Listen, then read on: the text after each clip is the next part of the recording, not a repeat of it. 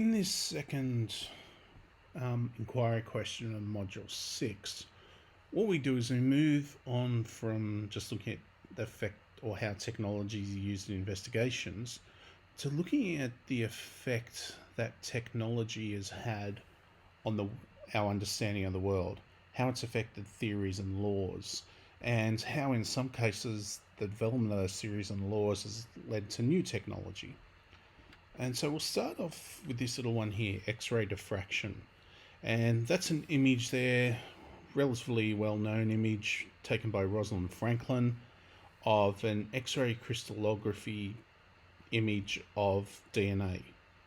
And so this allowed Watson and Crick eventually to work out that DNA was actually a double helix structure. And this is an example where a theory and law or understanding in biology was impacted by understanding from physics.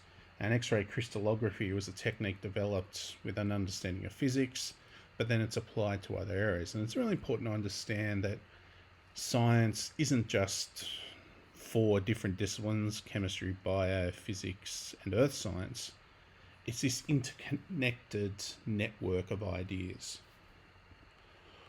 Also, what we consider there is the idea that computer technology has had a massive impact on how we understand the world as well. So things like computer simulations allow us to look at the Earth's geological history, and so we can use simulations to work out the past history of the Earth. Conversely, you can also use those simulations in prediction in the future. And so these same ideas are also applied to things like weather systems and our understanding of climate change. And that there. Also, technology has allowed us to understand the atom. And several hundred years ago, when glass making and the ability to make a vacuum allowed engineers and scientists to develop this thing called the cathode ray tube. And essentially what you had is a glass tube with a huge amount of electricity going through it and no air in there. And so they were able to show that the cathode ray tube allowed people to realize that atoms actually had smaller particles within them, which they call cathode rays, but now we call electrons. And so that was an example where technology and engineering allowed a discovery to be made, which allowed further technology to be developed. And eventually this device as well led to cathode ray televisions and devices like that, old style computer monitors. And of course, we know more and more about the nature of matter and the nature of atoms.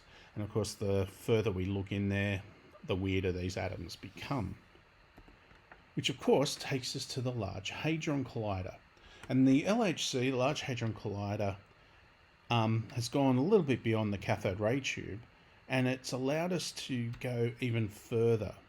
So it's allowed the development of the Standard Model, which is this understanding that protons, neutrons, and electrons are, well, not all, protons and neutrons are made of even smaller particles, and that there's a whole zoo of weird particles that make up the universe. And of course the Higgs Boson here is a thing here where we go down from molecules to atoms to the nuclei and to protons. And protons are made up of quarks and gluons. And when you take those protons and you smash them together, for a brief instant of time, these particles disassociate with each other. And while this was reasonably well understood, it was this one part missing, which was called the Higgs boson, named after Peter Higgs, who first theorized it. And then eventually the Large Hadron Collider did enough experiments and they gathered enough data and showed that this was happening. Now, of course, this is a thing as well. The Large Hadron Collider is fundamental science. Who knows what developments and what technologies will come from that in the future. If we go back a little bit, another physics type thing here is this idea of the laws of refraction and reflection. And so I think people are reasonably well acquainted with these here. So in that diagram there, you can see a rays coming in. It's hitting a prism of some description. Some of the rays or some of the energy, some of the light is reflected. And the law of reflection is essentially that the angle of incidence is equal to the angle of reflection. We generally measure that from the normal, which you can see there. So angle theta 1 is going to be the same as the angle on the other side of the reflected ray. Now what we also have here is that as it passes through a medium, it's refracted as well. And so there is a relationship there in physics called Snell's law. Now while we don't have to go into that there, what we do need to realize is that an understanding of this technology or an understanding of this theory, this law, has allowed technology to develop. So telescopes, microscopes developed around the same time as each other, and they were being developed while people still weren't sure whether light was a ray, light was a particle, or whether it was a wave. And this has allowed more developments as well. And of course, the telescope led to a better understanding of the nature of the cosmos, and the microscope allowed a better understanding of the, I suppose you can call it the microcosmos, the world within. Also, radioactivity and radioactive decay. And so we've got two examples here to look at, which is radiotherapy and nuclear bombs. And we'll quickly just have a quick look here at this here, some of the different types of nuclear medicine therapy. And of course, radioisotope therapy is a relatively common procedure. It's used to target certain things here. So one of the examples there is thyroid cancer, and so generally you use an iodine isotope because your thyroid essentially is a place where iodine goes. You also have a whole range of different things there. You can also have, a whole heap of things like liver cancer, bone cancer can be treated by short-lived radioactive isotopes. And it's important that these isotopes are short-lived so that they're expelled from the body quite quickly. Now, it's really easy to say the development of radioisotopes for medical uses is a positive thing. There is, of course, the flip side of that the same technology and the same understanding of atoms has been used to develop nuclear weapons and atomic bombs. And so it is quite a hard thing. It's not necessarily an easy thing to say, oh, well, let's just get rid of nuclear technology, because even though it can be used for detrimental things, the positives probably far outweigh those negatives. Now, of course, as well, what we have there is going on before that discovery of the structure of the DNA and development of biotechnologies. Everyone's probably quite familiar with the term genetically modified organisms, GMOs, and of course they as well get quite a bad rap. And the idea of the biotechnology is when we use an organism for some purpose.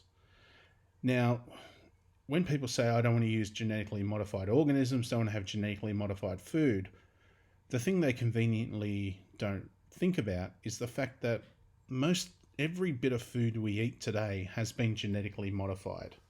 There isn't a single bit of food we eat that is the same as it was 12,000 years ago, 15,000 years ago, when humans started coming together in societies. Its difference is that it was selective breeding. What we have now is technologies like CRISPR, which allows genetic implementation or the transfer of genes very quickly, is that you can design where you want genes to go. And so in that case there, people do question it, but it's nothing that we haven't done for thousands of years anyway. Now, we're going to talk quickly about Newton's laws and Newton's laws of motion.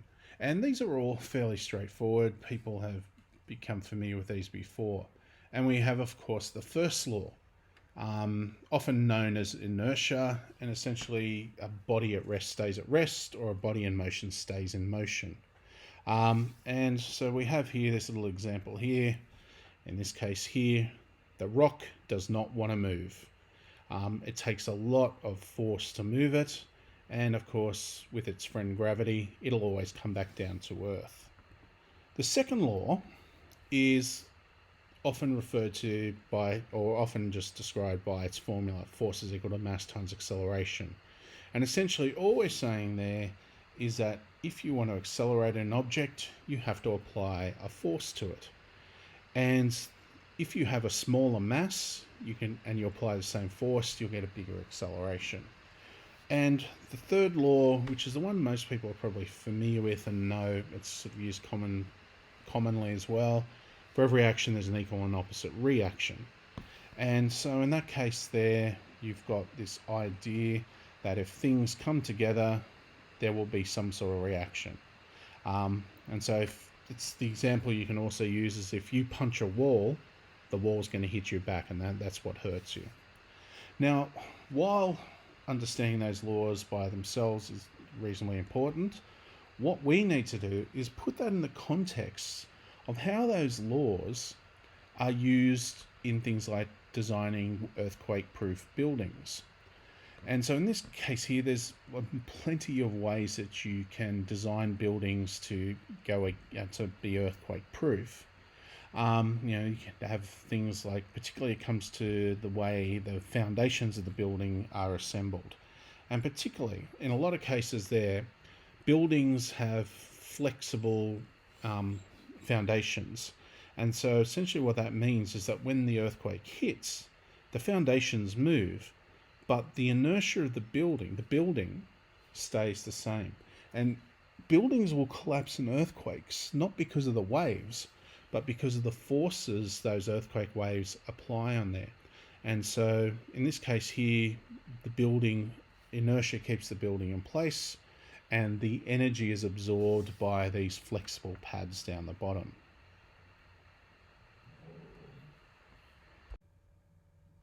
In this last little section here, instead of talking about newish technologies, we look at the idea that modern technologies can also be built up from very ancient ideas. And so in this case here, we're looking at the awareness that we have now that there is a lot of information, there's a lot of knowledge that comes from indigenous ideas, and particularly this idea of medicine and the use of materials. And so one that's been used for a long time is this idea of tea tree oil. It was discovered about 100 years ago that it had an antiseptic property, and it was actually a very good antiseptic. And you can buy it commonly in supermarkets now, as a bit of an antiseptic for those things there. You also have there another one that's been used for a very long time is eucalyptus oil. And again, you can go to a supermarket and you can buy eucalyptus lollies, which people often use if they feel they're coming down with a bit of a cold or a flu or something like that there. It's also used in things like mouthwash, cough suppressants, all those sorts of things there. And again, an example of indigenous knowledge and indigenous customs being used in a new context. One of the ones that is being developed currently is the use of this thing called the Kakadu Plum. And the Kakadu Plum is being discovered as has the highest amount of vitamin C of any fruit that's been discovered. And of course it does live up in the tropical parts of Australia there. And there's developments going on at the moment to try and develop this as a treatment, whether that's for colds or any other treatments there as well. Also, has been research going on there onto things such as the use of indigenous products for cancer treatments. And this thing here Tigilanol is an experimental drug that's potentially used as a cancer treatment, and there's things there that we can do there, and of course that comes from the Fontenay plant as well.